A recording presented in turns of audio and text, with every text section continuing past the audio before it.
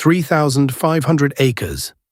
That's how much new lakebed California's largest lake exposed in a single 49-day stretch last year. That wasn't a drought accident. That was the water-saving program working exactly as designed.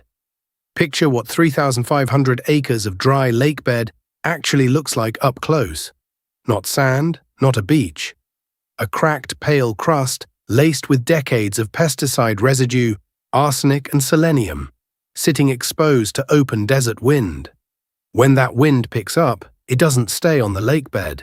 It blows straight into the same towns sitting right next to it, sometimes as a visible brown wall rolling across the water, sometimes as nothing you can see at all, just a smell and a cough that shows up hours later.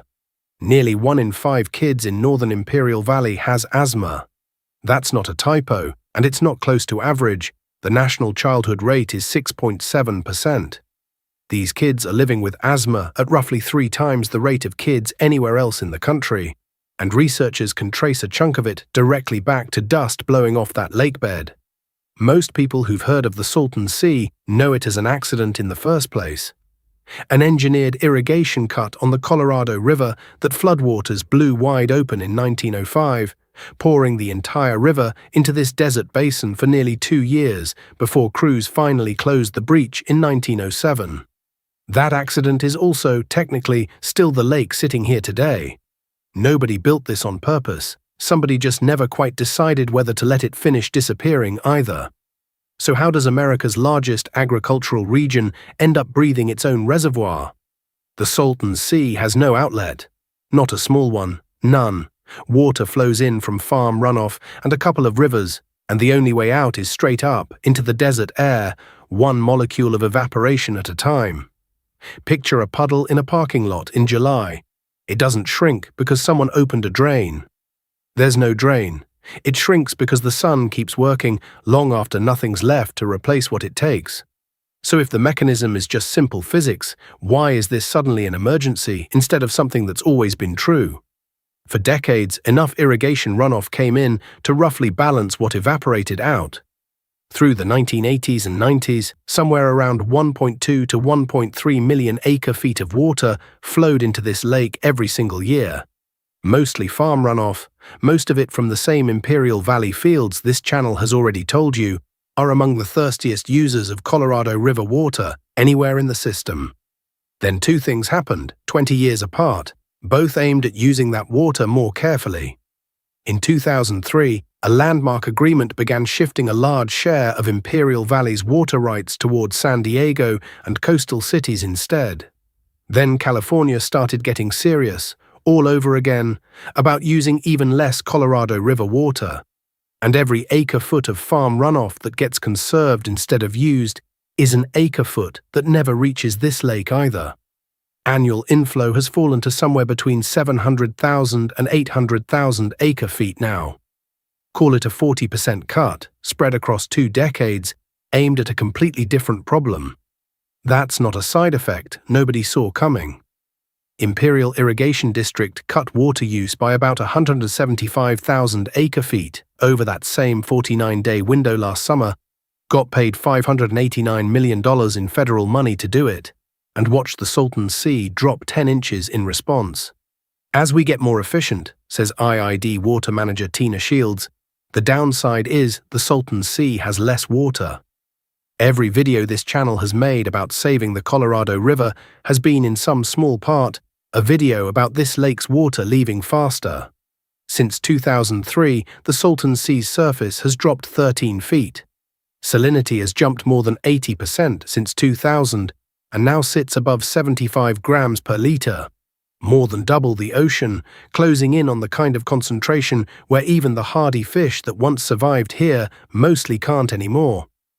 What's left behind isn't just smaller, it's saltier, and it's spreading more of that toxic crust. Every single year, the conservation deals keep working. Is that actually science, or just correlation dressed up as a headline? Researchers at USC and UC Irvine tracked nearly 500 elementary school kids across 5 northern Imperial Valley cities for 3 years, logging almost 1,300 individual lung function tests alongside real-time readings from a dozen state air monitors. The pattern held up every time: more dust in the 3 months before a test, weaker lung growth on the test itself. The effect was bigger than anything researchers had previously documented for kids growing up next to a busy freeway in urban California. And these kids don't live next to a freeway. They live next to a lake. You've probably never thought about the fact that successful water conservation and public health emergency can be the exact same headline, aimed at 2 different counties. They are, right now. So is anyone actually doing anything about this, or is it just being left to get worse? California isn't ignoring it. Let's be fair about what's actually being tried. State crews have stabilized soil at test sites near the sea's edge with a 90% reduction in wind-driven dust, according to Program Deputy Mario Llanos. Vegetation is genuinely taking hold on the western shore. At Salton Sea, routes doing exactly what engineers hoped they would. In April, Governor Newsom created the state's first new conservancy in 15 years specifically to keep this work funded for the long haul instead of one grant cycle at a time. $500 million invested so far, 9,400 acres under active management. That's real progress, and crediting it matters. It's also nowhere close to enough. State researchers project 48,300 acres of new lakebed will be exposed by 2028. The state's entire restoration plan, every project combined, if every single one gets built exactly on schedule, covers roughly 30,000 of those acres. Not most of the problem, about 6 in 10. The state's own 2026 annual report admits it plainly. Still behind on its own cumulative targets, on a lake that isn't waiting for anyone to catch up. And on schedule is doing a lot of work in that sentence.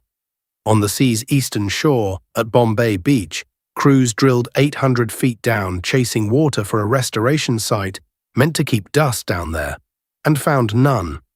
No water, no wetland, no fix for that stretch of shoreline, at least not yet. What does behind schedule actually look like from inside one of these towns? You get an answer with a name attached to it. Candice Youngberg lives in Bombay Beach, a few hundred people, trailers and cinder block houses, a short walk from open shoreline, on the sea's hardest hit side, where the state's dust control work has stalled the worst. When crews laid straw bales along that shoreline to hold dust down, nobody from the state told the town it was happening first. They didn't even say that they were doing this, she says. They didn't even contact anybody in town. Worse, by her account, the bales made things harder to breathe, not easier. They have actually caused more respiratory issues here in town than before they were laid down. Another resident, Kevin Key, who moved to Bombay Beach in January 2024, knowing exactly what he was moving into, put the town's suspicion more bluntly than any press release ever would. It feels like they're just trying to show that something is being done. Ask him what he thinks the state actually wants for a town like his, and his answer gets darker still. They would love to just close this town down, bulldoze everything down. That's not a data point on a state report. That's a town watching 30-year-old promises show up 18 inches deep and stop. In a place that spent the 1950s and 60s marketed as California's next great resort coastline, before the sea it was built around started working against it instead. And this wasn't some obscure roadside attraction nobody had heard of. In the 1950s, the Salton Sea genuinely outdrew Yosemite National Park for tourists. Water skiers, sport fishermen chasing corvina the state had stocked by the millions. A yacht club that opened its doors in 1960. Then the same chemistry driving today's crisis simply arrived faster. Irrigation runoff kept cycling the same salt back into a lake with no way to flush it out, until the water turned too saline for the fish that had made the place famous in the first place. Algae bloomed in the dying water and started throwing off a smell longtime visitors still describe bluntly as rotten eggs. By the 1970s, the boats were gone, and so were the tourists, decades before today's residents inherited whatever the resort crowd left behind. Run that timeline forward, and the yacht club era wasn't a fluke this lake grew out of. It was a preview. This is the point where the story could turn into a simple villain. So stick with it, because the twist genuinely cuts both ways. Buried underneath this same shrinking lake sits one of the largest lithium deposits in the world, an estimated 3,400 kilotons, enough by Department of Energy estimates to build more than 375 million electric vehicle batteries. A company called Controlled Thermal Resources is already building a geothermal and lithium extraction facility here, pulling scalding mineral-saturated brine up from wells over 8,000 feet deep, more than a mile and a half down, stripping the lithium out with a 95 to 97% recovery rate, then injecting the leftover brine back underground where it came from. Backed by $1.8 billion in investment, aiming to bring geothermal power online by the end of this year and lithium extraction shortly after. So could the same crisis that's poisoning this region's air also be the thing that finally saves its economy? Backers talk about hundreds of permanent jobs and over 1,000 more in construction alone, plus billions more in long-term investment if battery manufacturers follow the lithium here. For a county with some of the highest unemployment in California, that's not a small promise. Maybe. It's also not that simple, and the same communities breathing this dust are the first to say so. Comité Cívico del Valle, the local group that helped run the children's asthma study, sued to stop part of the lithium project, arguing the extraction technology has only been tested at a demonstration level, in the words of the group's Luis Olmedo. A partner organization, Earthworks, framed the stakes even more sharply. A just transition to renewable energy requires that we don't create new sacrifice zones. A judge dismissed that lawsuit in January 2025. Construction is moving forward regardless. But will those jobs actually go to the people who've been breathing this dust the longest? Even the county's own commissioned research isn't promising it. A RAND study delivered to Imperial County found the training programs needed to qualify local workers for lithium industry roles are still being built from scratch, and recommended the county set explicit local hire targets. Because right now, nothing guarantees a kid who grew up breathing this dust ends up with one of these jobs instead of watching them go to workers who move in from somewhere else. Jobs from Lithium Valley, if they materialize the way boosters promise, are still years from reaching most families in these towns. The dust these families breathe is not years away. It's this afternoon, whenever the wind picks up off a lakebed that keeps getting bigger by design. Jill Johnston, the researcher who led the children's lung study, put the two halves of this story together in one sentence better than any government report has. The drying of the Salton Sea is not only an environmental crisis, but also a public health crisis. Both of those crises are still active. Neither one is scheduled to resolve on its own. So which crisis actually gets fixed first? The dust these kids are breathing today, or the industry that might eventually pay to clean it up? Nobody currently running either program has promised those two timelines will ever line up.